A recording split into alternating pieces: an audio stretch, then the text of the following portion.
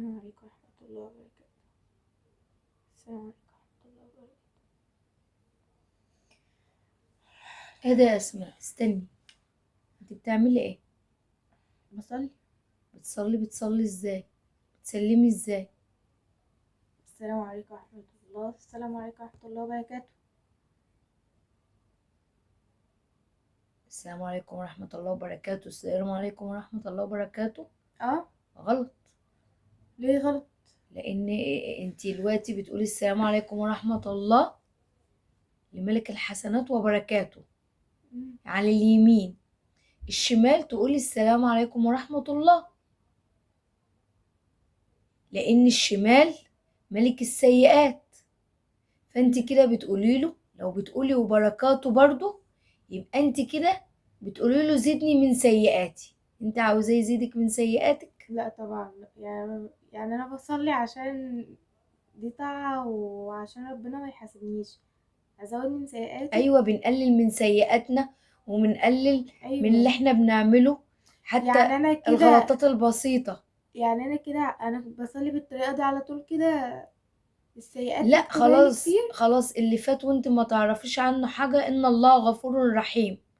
بس احنا في سنن وفي احكام كلنا عارفين اللي هي غلط، او كلنا فاهمين هي صح، ف...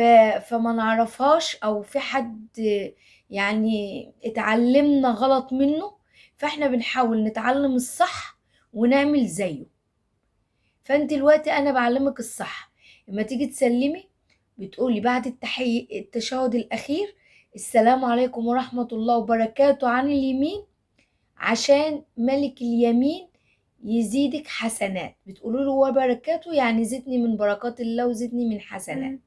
لكن الشمال السلام عليكم ورحمة الله وتسكتي، مش وبركاته، عشان ما يزيدكيش سيئات. صح، عندك حق. يبقى احنا كده انت اتعلمت حاجة. خلاص اللي فات مات، وربنا غفور رحيم، وربنا يعني اللي فات خلاص. الجديد بقى اللي انت تتعلمي من اخطائك، ودون حاجة بنعلمها لاصحابنا واللي بيتعلموا الصلاة والاطفال الصغيرين، ان هم لما يجوا يسلموا بعد التشهد الاخير يقولوا ايه؟ على السلام اليمين عليكم السلام ورحمة عليكم ورحمة الله الله وبركاته، وبركاته.